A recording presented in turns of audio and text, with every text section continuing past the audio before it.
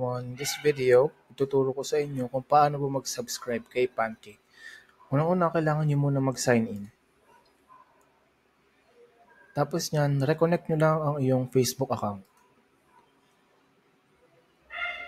And then after nun, kung makikita nyo dito sa upper right, hover nyo ang iyong mouse, then punta kayo sa account.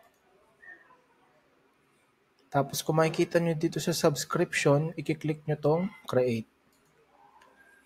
Tapos piliin nyo dito yung plan na gusto ninyo. Pwedeng 3 months, pwedeng 6 months, pwedeng 12 months, at pwede ring monthly.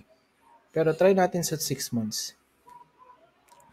Tapos piliin natin yung plan na gusto ninyo. For example, meron lang kayong 1 page para sa inyo ang mini plan. Pag meron kayong 3 page, pwede sa inyo ang standard. Kung meron naman kayong 6 na page, pwede sa inyo ang pro. So, dito tayo sa mini since 1 lang muna ang ating page. Kung makikita nyo dito sa mini, mag-add lang tayo ng ating card.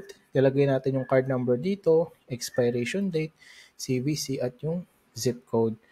Pwede dito ang mga credit card, debit card, at virtual card na tulad ng GCash at Maya. For example, may binigay sa inyong coupon code. I-click nyo lang tong coupon code. Tapos, i-apply nyo dito.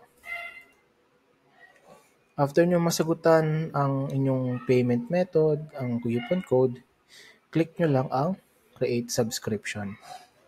Pag na-create nyo na yan, meron na kayong subscription kay Pancake.